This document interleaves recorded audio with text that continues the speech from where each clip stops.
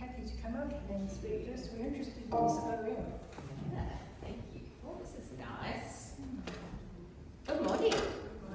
Round of applause. Oh, it is a pleasure to be here. It's been a little while. I think last time I popped into the country, I was able to catch Monday craft group, and so it's nice to also be at church as well. Now, Joan reminded me of something this morning. She just said quickly as she came in before the service, I pray for you and the kids every day, and that's a real blessing. And on our video on OM, you may have seen an older American guy. He was actually the founder of OM in the 80s. Can you remember his name, Andy? Isn't that terrible? Sorry? The founder of OM. Can you remember his name? No. Anyway, who was it? Yeah, that's right. You're all over it. Do you want to come up here? Now, there's a story about an older woman who used to sit in her front sunroom every day. She lived near a high school and she used to watch the students come back and forth every day. And her calling for her in that season of her life was to pray for those students. And one of them was George. And so she prayed every day for this young boy as he grew up over, I guess, 8 years or 6 years of high school, and he eventually started OM. And now we're here working for OM. So Joan, your prayers are appreciated, and I'm sure they're heard. So thank you very much. We need them. So yeah, we're entering a new season in our ministry. We have just joined OM about a year or so ago. And it's been a time where we've revisited and thought about again, what has God called us to and how is he equipping us to do our work in Cambodia? And to put it simply, it's not much different to what you do here in Wandin. We're called to follow Jesus where he places us. And I was talking to Graham this morning. He places you right here in this beautiful town of Wandin, where you get to use your gifts and skills to share the love of God. So we do the same thing in Cambodia. We're really grateful that this season of our life we've been placed in Cambodia. It's become a second home to us now after 6 years. And it's a place where we've grown to love, but also where we've become loved by Cambodian friends and colleagues who have become like family. Like all places we've been part of for our ministry, whether it be in Melbourne when Andy was pastoring and I was involved in some chaplaincy work and community work. In Cambodia, what we find ourselves doing is gathering people, encouraging and empowering Christian leaders, and then just doing life together. We listen and learn and sense where God's at work and we join in.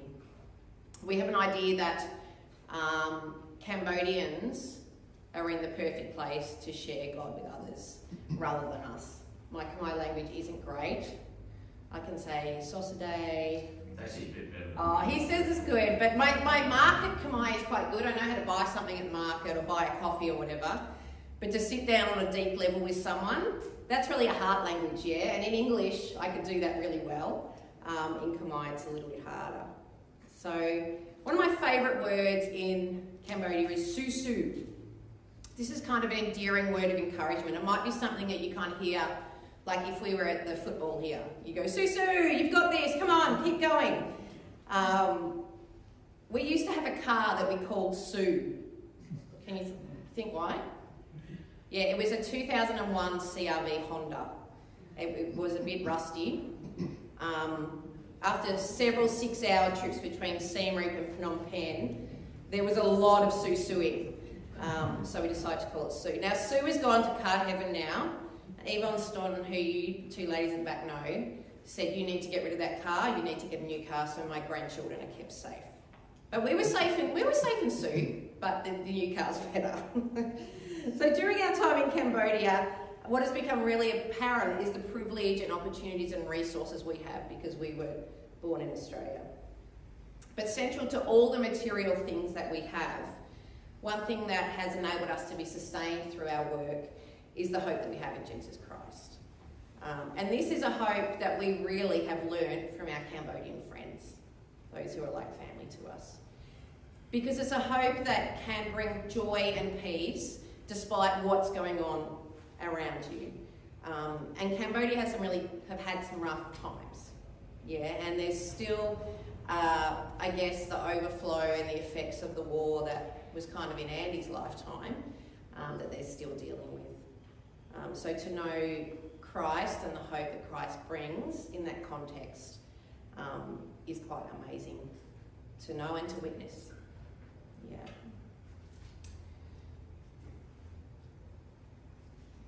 With my Khmer colleagues, I work in a school that's run by a Christian NGO. We also have an organic farm and a woodwork shop. And I do a lot of getting alongside, mainly with my teaching background. I train the teachers and mentor them. And then the local leadership of the church is the same as the leadership of the school, so I do a lot of Christian leadership development with them also. But at the core of all that work is the relationships that I have with those people. The fact that I show up every day, maybe not every day, it's about an hour at Phnom Penh, but I'm there every week and I get to stay over in the village with them. And the relationships are what enable me to get along them and say, Susu, you've got this, keep going. We're also entering a new season where Andy has finished up his work at the mission school where our kids went to, and we'll be now focusing on ensuring a sustainable future for the NGO that I'm with, which is called Jumpa. This is an extension of the work he's already doing with OM, for OM International Finance, which is looking at developing sustainable ministry models across the world. OM's in, 45 countries. So it's a large, beautifully diverse organisation. As Jumpa, the organisation I work for, transitions to empowered local leadership and financial independence, we are excited for what is ahead and the role that we get to play in that. Our work is the kind that we hope we do ourselves out of a job one day, where eventually we will susu from afar. We've been in Australia about a month now, and the week before we left is always a rough week because you're trying to sort things out, figure out the house and tie things up at work. But once again, we were confronted by the fact that Cambodian life is very tough for people. One of my young teaching colleagues had gone into labour when she was just 7 months pregnant with her first child. Her name is Rexa, and her baby boy was called Soksan, which means peace in Khmer. For several days, I was so angry at God. Rexa was connected to Jumpa when she was abandoned as an 8-year-old after her mother died of AIDS.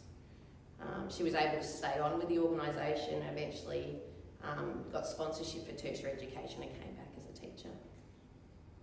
She also has come to know Christ. The day before Soksan died, my principal informed me that the church leadership and Christian teachers were using my training room for prayer and fasting for Rexa and baby Soksan. I was honest and said, I don't fast very often, but I would like to join in. Towards the end of the day, we were notified that Soksan was fading fast. He was 6 days old. I've never before witnessed a group of people who could so tangibly hold grief and hope at the same time. That's when I thought of 8-year-old Rexa, abandoned at Jumpa after the death of her mother. An awful, hopeless situation. And I thought of Rexa now. In this heartbreaking situation, she returns to the village without her baby, but not alone. She returns to a loving, hope-filled, faithful community of Jesus followers who will walk with her. Please know that your support, your prayers, your encouragement are not wasted on the kingdom of God, nor the kingdom of Cambodia, nor our family, or the village that we work in. It's a privilege to be here today, but also that we are all part of the chorus of Susu for those that we work with. Thank you. I'll do a second reading for you from Matthew 13 verses 1 to 9. And that reads, "That same day Jesus went out of the house and sat by the lake. Such large crowds gathered around him that he got into a boat and sat in it while all the people stood on the shore. Then he told them many things in parables, saying, A farmer went out to sow his seed. As was scattered the seed, some fell along the path, and the birds came and ate it up. Some fell on rocky places where it did not have much soil. It sprang up quickly because the soil was shallow. But when the sun came up, the plants were scorched and they withered because they had no root. Other seed fell among thorns, which grew up and choked the plants. Still other seed fell on good soil, where it produced a crop, 100, 60, or 30 times what was sown. Whoever has ears, let them hear. I appreciate coming here and speaking with you, or sharing with you guys, and sharing a little bit of the word. Thanks also to Pastor Larry for he graciously offered to give up his preaching spot this week for us. So, but it's kind of interesting because I think that your sermon title was going to be that God uses damaged people, and we very much believe that's how God's using us. You know, we're all broken. We all have our weak points, and we just do the best we can with what's given us, with what God has given us, and we really feel that's where we are at the moment in Cambodia, that we just faithfully turn up every day and we serve and follow God's heart for the Khmer people, and that's genuinely that they come to know God. One of the things that continually strikes me about Cambodia in general is that I was fortunate enough to grow up in an environment in my formative years at Woolbar Baptist, just down the road, obviously, where I was surrounded by multiple generations. My grandmother, Joyce Chambers, and my mum's mum, went to that church, and I had uncles and aunties around me, and good people, some of you who are here today, and then also mentors and friends. And these were all people that I could look up to and receive encouragement from and learn from. But a big thing about Cambodia is that you don't have too many germs, do you? I'll just drink this, if that's all right. It is colder here in this country. When we first arrived about a month ago, it was literally 30 degrees cooler than what it was in Cambodia. I think that I'm slowly acclimatising now, but we've had these lingering little moments in the morning where we think, oh my goodness, it's so cold here. But anyway, what we've really discovered and learned about Cambodia in the almost 6 years that we've been here in Cambodia is that because of the genocide that happened in the late 1970s, there is just a massive gap for the Khmer people in life. So I'm 51 years old now, and really there is nobody older than me in the country. You very, very rarely see older men, very rarely, and a little bit more so older ladies, but there's really about a 20-year gap at least between me and the next generation. The Khmer Rouge murdered approximately a third of the population, and they deliberately sought to destroy institutions, and those three institutions were health, education, and religion. So obviously the predominant religion in Cambodia is Buddhism, but they deliberately sought to seek out those people who were leading those institutions and murder those leaders. So recently Ruby, unfortunately playing soccer, did her ACL, her knee, and we're lucky because we've got access to good medical help, and she went to Bangkok to have her operation there, and she's kind of on the way to recovery. She's just still hobbling around like a pirate with a bit of a wooden leg at the moment. But the unique thing is that, so when something happens in Cambodia, health-wise, we go to Bangkok because there's no good health system in Cambodia. Yet 50 years ago, people used to travel from Singapore and Bangkok to Phnom Penh to seek medical treatment. Cambodia was a leader in the region for providing health and medical services, and all those things were destroyed during the time of the Khmer Rouge. And what we see today is 50 years on, literally, a legacy of that time where young people haven't been able to learn from older generations in all facets of society and life, and particularly within the church. Cambodia actually celebrated not that long ago, just last year, the 100th anniversary of Christianity coming to the country. And it was interesting because one question that we get asked a lot is, how much freedom do we have to share the gospel and the good news of Jesus? And we actually have incredible freedom. So at this celebration, Hun Sen, who's the former Prime Minister, but he still really rules the country, and his son Hun Manet, who's the new Prime Minister, they're actually at this celebration. But in effect, the church was destroyed during the Khmer time, and even in the following 10 years after that, when the Vietnamese and the Cambodians were having a war. And it wasn't until the early 2000s that the church really started to be established again. We've got some good missionary friends who have been in the country for a long time. In the late 1990s, the missionaries started to come back in, and they tell stories about gunfights on the streets. And we've got a friend who taught at the school, Mark Cram, who grew up in Cambodia. He's an American, and he came back just recently to be a chaplain at the school that the kids go to. And he even recalls as a young kid hearing gunfights in the streets. So we're in a really early stage. And for whatever reason, God placed it on our hearts to go to Cambodia. And we really see our role there, and the best way that we can, help the Khmer people is to be people who can provide leadership and a little bit of experience and learn together the best way to bring Jesus to them. Charlie read a chapter before, but before then we heard from 1 Peter, which is actually a verse that's in our supporter card. You can take one of these later on, just to put on your fridge to remind you. Our kids have grown, quite a little bit since in the 6 years that we've been there. But on the inside of the supporter card, we have this verse from 1 Peter, which says, each of you should use whatever gift you have received to serve others as faithful stewards of God's grace in its various forms. And that's really been our motto and our heart since coming to Cambodia, that we serve God in a way which uses the gifts that He's given us. As I said, I was fortunate enough to grow up surrounded by very, very good people. And I remember I'm the youngest of 5, and my older siblings are a little bit older than me.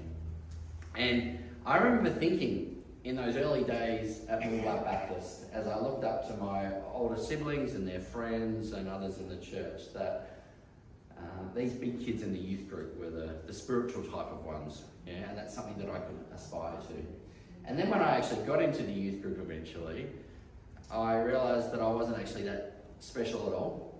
And it must be the youth group leaders that were the spiritual ones. And then when I eventually became a youth group leader, when I moved over to Baronian Baptist a few years later, I realised that the youth group leaders weren't all that special. They were still broken people, so it must be the youth pastor that's the spiritual one, You can see where this is going. And then I actually became a youth pastor. And I still realised that I was a broken person just doing my best for God. So it must be the senior pastor that's the spiritual one, And then in 2010 I was ordained and became a senior pastor, and still had struggles, nothing really changed. So it must have been the missionaries who were the spiritual ones, They were the apex. And then we actually became missionaries, and I'm not really quite sure if there's anywhere else to go in the tree. And we're still broken people using the gifts that God's given us as best we can. I'm not really quite sure what we expected when we went to Cambodia as to what our life there would look like, but it's nothing like that, if that makes sense. We're not really quite sure what we were walking into, but as we look over the past 6 years, there's new surprises every day. We got there 3 or 4 weeks before COVID hit the world, and found ourselves in this little village outside of Siem Reap, which is in the north of Cambodia. We deliberately placed ourselves there just to, immerse ourselves in Khmer culture. And nobody spoke English there. And we had this pandemic that comes along, and nobody wanted to speak to us or go near us, because in Cambodia, COVID was really looked at as the white man's disease. So they were quite afraid of us. And, so you arrive with that.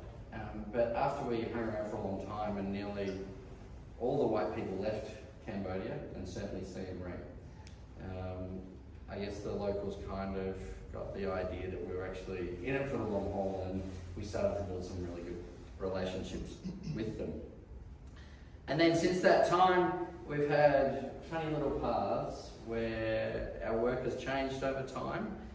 We moved down to Phnom Penh a couple of years ago, which was primarily for the kids' schooling, because the local mission school up in Siem Reap had closed. And I found myself teaching at the mission school. And it took me a little bit of time to get my head around that, because I'm actually not even a trained teacher. I've got obviously a degree here or there, so I was able to teach business. But it took me a little bit of time to get my head around that as to why God had placed me in that mission school. And it was soon revealed that, I'm still always a pastor at heart, and whilst I enjoyed teaching business and history, it was an opportunity just to really pastorally care for mission kids. There's a couple of reasons why missionaries come home earlier than what they would have hoped, and the main reason is that the kids aren't coping, or there's family situations where they need to return to their home country. So, yeah, it was really good to actually recognise that, there is no way that I would have thought that I would have gone to Cambodia to teach for a while at a mission school. I'm married to a teacher, and I always said to myself that I would never get into that profession because, it certainly has its challenges. But for the last 3 years, I've been teaching in this school and found a real joy in that. And then more recently, we made the decision that I would step away from that role. So the school year is on a Northern Hemisphere calendar, so the kids finish their school year in May. That's why we're home now over summer holidays. Charlie goes back by herself in a few weeks' time to start year 12, and we'll stay on until September.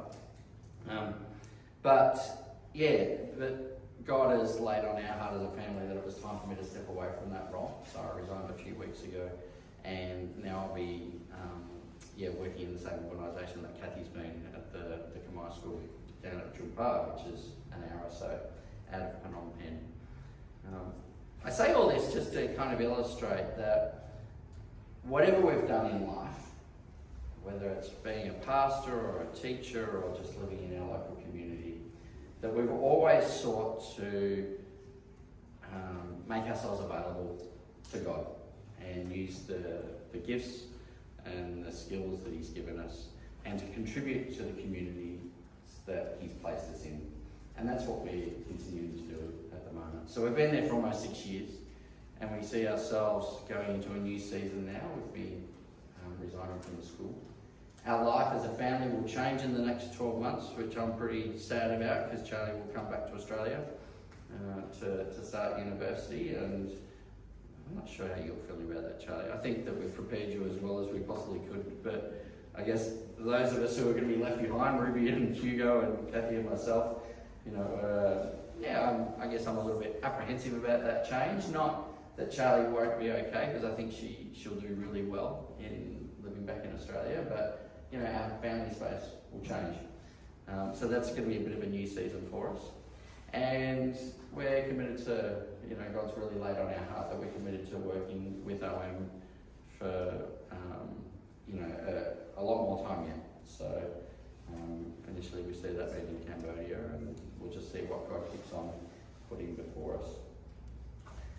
The last thing that I'd really like to share with you is just a little bit from that second passage that Charlie read from, which was from Matthew chapter 13, and that's the parable of the sower. On the little video that we just saw, you would have seen as part of the Jumpa organisation, it looked like a bit of an organic farm, a hydroponic farm with, growing leafy greens. And that was set up a little while ago with the primary purpose of producing income for this Khmer school. So it could pay its teachers and run the school. But it's interesting, because if we read that passage of the sower through, I guess, not only Western eyes, but also urban eyes. You know, we all live in town. We look at that and we see the story of the farmer comes along and throws the seeds out, and some of them lands in the good soil, and some of them lands in the shallow soil, but after a while it gets taken up by the weeds. Others lands on the path, and the birds come and eats the seeds. And we can kind of get our head around that story pretty easily in some kind of ways. It's a story that most of us would have heard many, many occasions, and immediately we go into this place where we start to relate it to God's word. And later on, Jesus actually explains that parable to the disciples and how it relates to faith and how people take hold of the word. But if you tell that story to a Khmer person, particularly somebody down at this farm next to the school, they would say that story doesn't actually make a lot of sense at all. In fact, it's crazy. And the reason for that is that in Cambodia, people don't have much, and they choose to use what they do have very wisely. So the notion that you'd have a farmer buying this very, very valuable seed and just walking along and throwing it indiscriminately and just hoping for the best is ludicrous. And they would say, well, this farmer who we see as, Jesus, I guess, or maybe Jesus' disciples, just throwing away good seed. They will go, well, he's not a very good farmer at all. Yeah. And when you look at the story from that different angle, it starts to make a lot of sense. So in Cambodia, it's very, very hard to grow things. The predominant, it's actually been really nice to come back to Australia and eat potato again instead of rice. Hugo loves rice. I think God, put something special on Hugo's heart in the fact that he loves rice, so he loves living in Asia for that reason. But rice grows once a year during the wet season, and it's very, very inefficient. There are some farms who have, I guess, Western technology with irrigation, and they can get up to 3 yields per year. But it's a struggle. And when we were living in the village in Siem Reap, you would quite often wake up in the morning and tiny little explosions would be going off all the time, like firecrackers. And that was the farmers scaring away the birds so they wouldn't eat their seed. So it's a very, very precious thing. The other thing that Cambodians do a lot is that if they do have some money, they'll buy a cow, which was one of those cows that you saw Cathy cuddling, which is a little bit strange, but anyway, they made good friends. And that's kind of like their superannuation, because if they have cash in the bank, there's an expectation that they share that with all of their family, and their family being 20 or 30 or 50 people. So what they do is that they purchase a cow, and these cows aren't good for eating, and they're not dairy cows, but that's just how they hold their wealth. Okay, and then when it comes time to harvest, or so the seed for the rice for the season, they'll sell this cow and they'll buy grain, and then they'll sow their fields. In our little place in Siem Reap, we actually had a lawn at the back, and then we rented another little plot next to us to make a soccer field for Hugo to run around on, and they genuinely could not get their head around the fact that we would waste such prime land, just to grow grass on. So it's very, very valuable. But it's hard work because Cambodia gets really, really hot. Like, it's always hot in Cambodia. It's either 38 degrees and 96% humidity, or 38 degrees and 10% humidity and 90% dust. There's lots and lots of wonderful things about Cambodia, but it takes a while to get your head around the heat. We always say that you should never make major decisions in May or June because that's hot season, and people just go a little bit what we call renewing, which means a little bit crazy in the head. Okay, and I quit my job in May, so obviously I'm not following our same advice. But you have these periods where it's actually really, really hard to grow rice, really, really hard to grow hydroponic vegetables. So the idea of a farmer coming along and just indiscriminately throwing this seed everywhere and hoping for the best just doesn't make a lot of sense.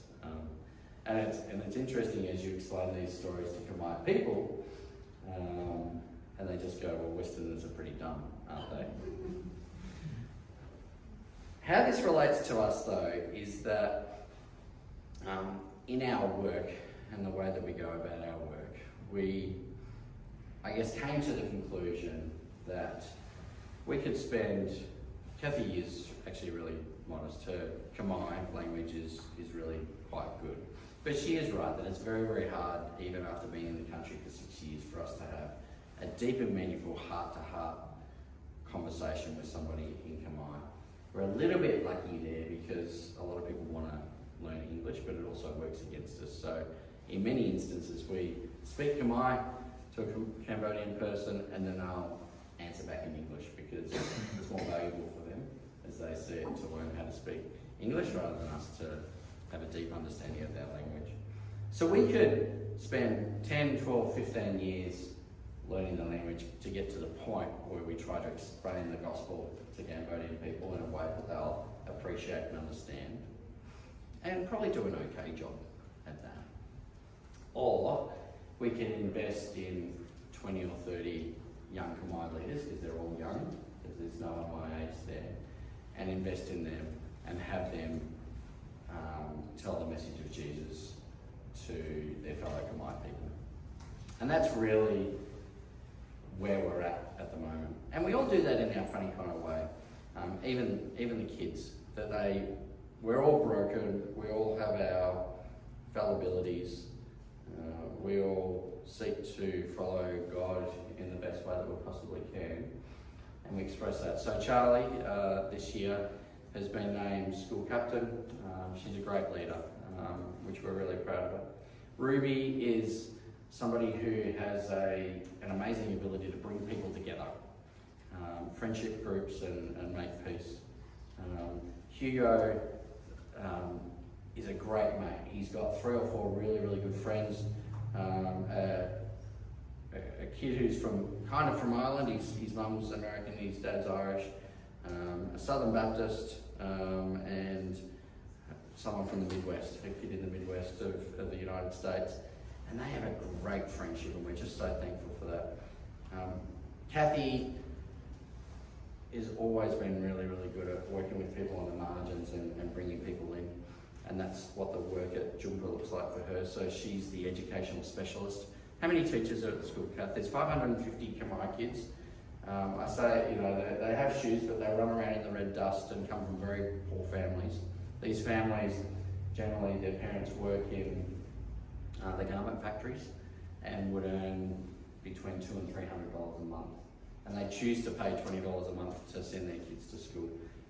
Unfortunately in Cambodia, in the normal system, you have to bribe your teachers to get a good mark, and that's not very good learning. How many teachers are there? 28 teachers. So her focus is primarily on mentoring those teachers, and none of them are what we would call formally trained at all. They have some kind of tertiary level education within Cambodia, but that's probably at about a grade 8 level in Australia. So she focuses her time on that. And what I'm going to be doing is coming in and trying to, make the whole school sustainable. So they've got these 2 businesses, which is the produce farm where they sell in local markets and to some supermarkets, and they also have a big workshop where they make stuff, and that's probably not very successful at all. So half of my role will be to make it sustainable, because at the moment it's very reliant on foreign funds, and we really see that for Cambodia in general to flourish, that it needs to be self-sustaining and self-sufficient, both in leadership and also financially. And we see that sharing the gospel and lifting the standard of people's lives go hand in hand. And then the other thing that I'll do is that I'll mentor the local pastors, because there's a church connected to the school in this little village, and I'm really excited about that I can spend some time. Cathy's been mentoring some of the pastors, but within Khmer culture, it's not really all that appropriate for a female to work too closely with the males, and just because of the way the society is structured, I probably get a little bit more respect than what Cathy does, which isn't warranted, but it's just the way it goes. So that's predominantly what I'll be doing. I'll also be working a little bit with. They've got 5,000 workers all over the world, and we're looking at some of those bigger pictures.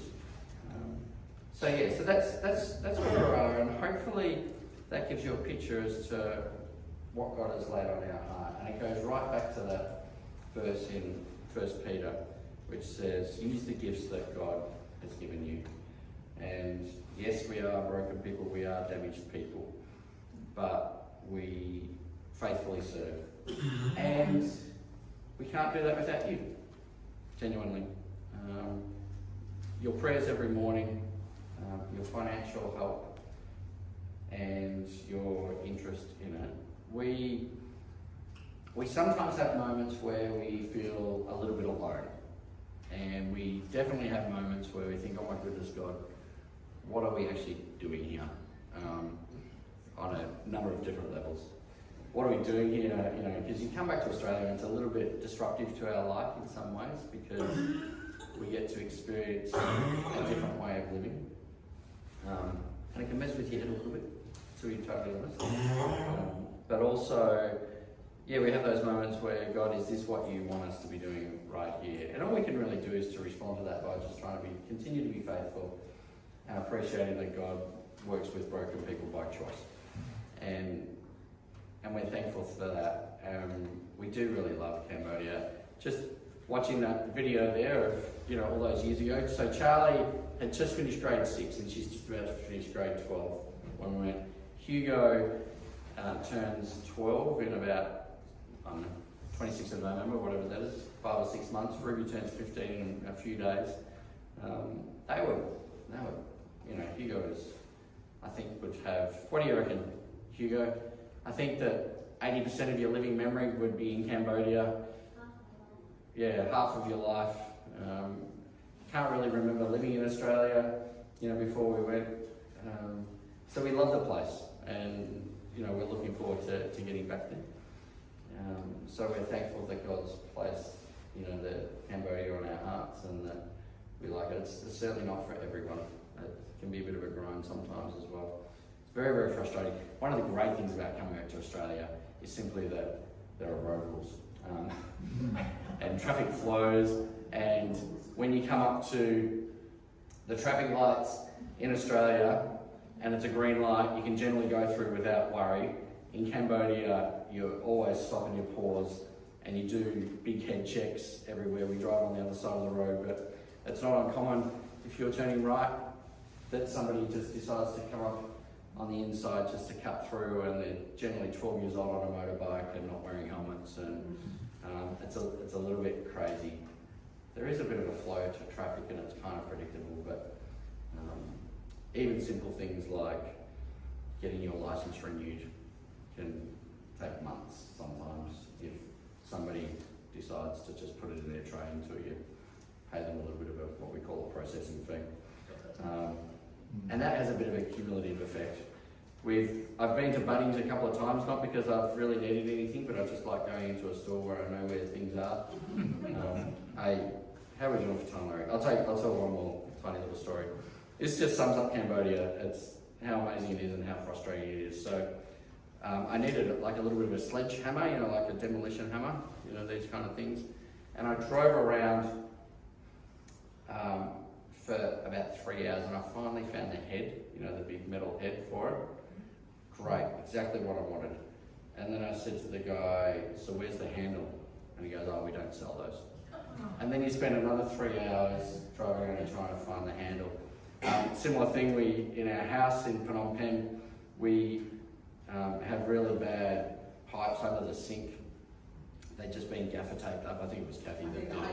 Because they're always leaking, and it's not like in Australia where you ring up your landlord and it's their responsibility to fix it. It's just all on you. And eventually I cracked it and thought, I'm just going to rebuild the whole thing. I'm not a plumber, but so you can find a pipe. I'm getting a little bit technical here. 50mm pipe, and then you need to buy little elbows. but they don't have the 50mm elbows, they have 55mm elbows. And it's like, it just doesn't make sense to me. And sometimes in those moments you think, oh my goodness, this is just a little bit too hard. It seems like a simple thing, but you normally go into Bunnings and you go to the section and you get everything and you're home and it's all done in 2 hours. This took me 3 days. And And that's I do just, have your plumbing in the kitchen either. yeah. I worked out all right in the end though. It was okay. But then you have other moments where, you know, you look at some of those pictures and, you know, sitting around the floor, you know, sharing a meal with Khmer people. You invite 2 people over for dinner and they'll bring their whole family and there'll be 20 people there. And it's the best thing. It's really good. So we're thankful for you guys for being on this journey with us. We're thankful to God for sending us to Cambodia most of the time. And we're thankful that He's placed it on our heart to continue working with Owen for the next season, even if that does mean sending our daughter home by herself, where she'll be well loved and cared for, and we'll have many opportunities to get a tertiary education. So thank you. Looking forward to sharing with you more over lunch. I would have imagined Cambodia would have been a place of trauma. And how would you get on with the leaders talking to them about what occurred in the past and how forgiveness flowed, or how you can forgive, or don't you really get into that very much? Well, how long do we have, Larry? Well, But it's a very, very important question. well, I would have thought it would have been one of the major issues. So, a couple of things. Khmer people come to us to ask what happened. And the reason for that is it's never spoken about in Cambodia. So the Khmer Rouge were overthrown. The Khmer Rouge came into Phnom Penh on the 3rd of April. I think it was the 3rd, might have been the 5th of April 1975. And the world acknowledged that date, 50 years on, just a few months ago. It didn't rate a mention in Cambodia at all. So in many ways there's no acknowledgement of what happened. The second thing is that those few old people, we have literally village chiefs, it's called the Sangha, they are in those roles because they were part of the Khmer Rouge. Everybody else was murdered.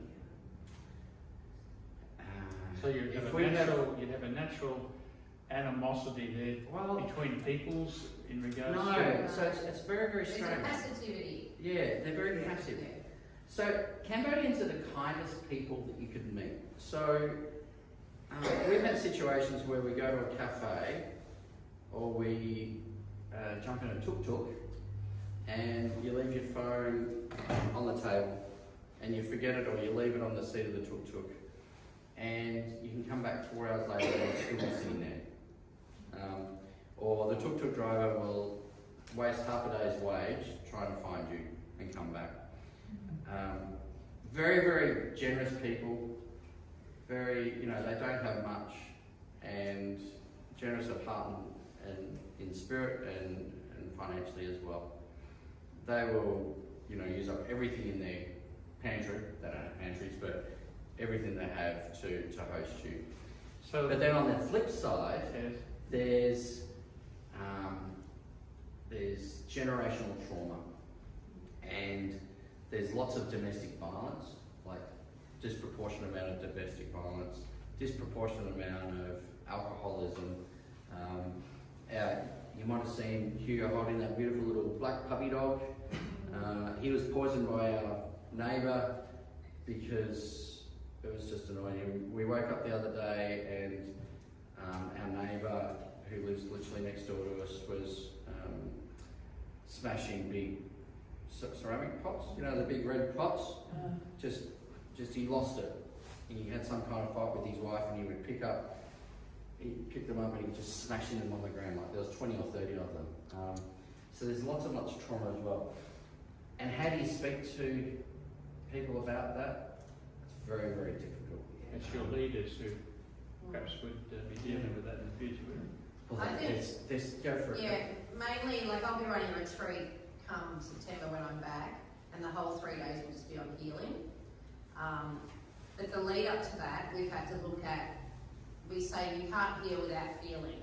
And so the idea of even any kind of emotional intelligence in the country is not there. So we talk about feelings and emotions and naming emotions in Khmer and things like that, and then identifying them. And then we will create space. I've got a couple of professionals in that space too to come along, and they'll map their lives on kind of a life mapping chart, and then we pray over that space. And so you really need to open it up and facilitate spaces where they are encouraged to think about it, because they may not even think they need healing, or they are I suppose that was one of my questions. as an outsider coming in, you're just like, wow. You know. Is the internalised anger, would that be Yeah. Yeah. a fact? Yeah. It is the number one issue in Cambodia.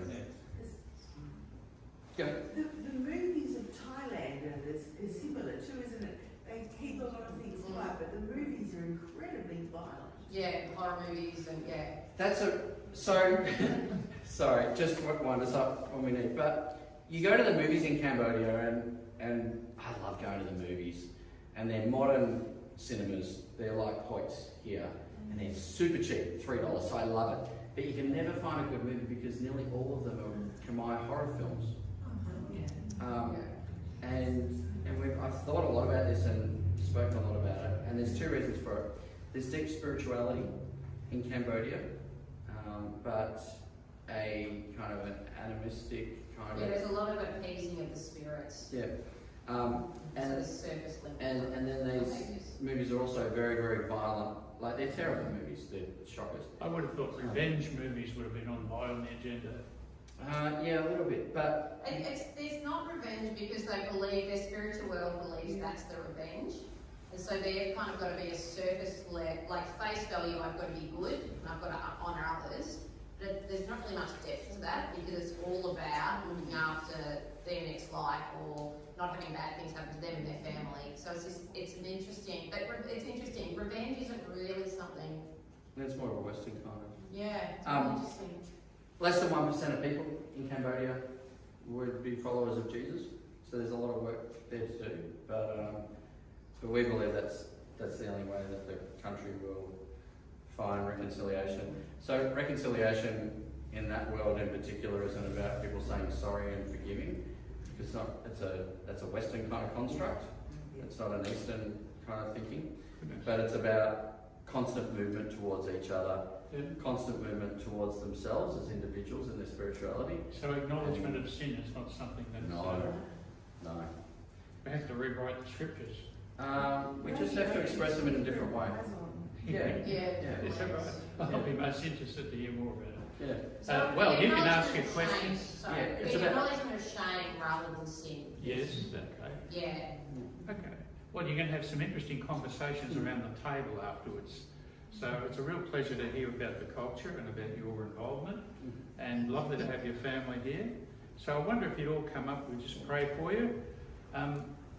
I just want you to see a video to close with. I've invited Jim Carey to come and say something at our service. You know Jim Carey, don't you? The actor? The actor, yeah. Yes? So I wonder if we switch off the light and go to that video. You grab that line over there. It's off, is it? Okay. We'll stand in front of the cross. That's a good place to stand. Yeah. Turn that off too. This is most fascinating and I think ties in with today. The fact that I've had some challenges in the last couple of years myself. Are we going to have problems, are we?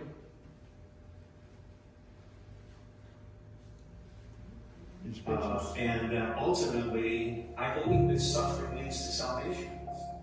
And in fact, it's the only way that we have to somehow accept, not deny, but feel our suffering and feel our losses And then we make one of two decisions. We either decide to go through the gate of resentment, which leads to vengeance, which leads to self-harm, which leads to harm to others, or we go through the gate of forgiveness, which leads to grace. Just as Christ did on the cross. He suffered terribly, and he was broken by it, to the point of doubt and a feeling of absolute abandonment, which all of you felt. Then there was a decision to be made. And the decision was to look upon the people who were causing that suffering, or the situation that was causing that suffering, with compassion and with forgiveness. And that's what opens the gates of heaven for all of us. I really want to speak to the fact that I've had some challenges in the last couple of years myself. And ultimately, I believe that suffering leads to salvation. And in fact, it's the only way. That we have to somehow accept and not deny, but feel our suffering and feel our losses. And then we make one of two decisions. We either decide to go through the gate of resentment, which leads to vengeance, which leads to self-harm, which leads to harm to others, or we go through the gate of forgiveness, which leads to grace. Just as Christ did on the cross. He suffered terribly, and he was broken by it, to the point of doubt and a feeling of absolute abandonment. Here we go. Wow. So I think that message ties in somewhat, even though it's coming from Jim Carey. Reconciliation, going through the gate of forgiveness, gives us the freedom. It's a gift that we receive. The gift of our own salvation is something that's been given to us to share with others. The gift of forgiveness is something that we have been given to share with others. And Peter, of course, he went through a number of failures until he came to the point of relying upon God's forgiveness and God's grace and empowerment to go forward and share what he'd been given, his salvation. And of course, that's what you're trying to do in Cambodia. But the difficulty is how you go about that with some of the limitations that you face. So I invite Harley to pray for the family and seek God's blessing upon them, and then we're going to share for lunch. Loving Father, we thank you for this, for your family. Thank you for all the experiences they've been through, the things that we often label good or bad, but they are all experiences that you have let them go through, and so we thank you that each one is a growing experience, and we just thank you that you work all things for good, those who love you, those who are called according to your purpose, and you can turn the bad into the good and make it better. And so we thank you for them. We pray that you'll bless them at this time home and in the next steps of their lives. In every meeting they have, every day, here and there, that you will glorify your name through them. Bless them each one, we pray in Jesus' name. Amen. Amen.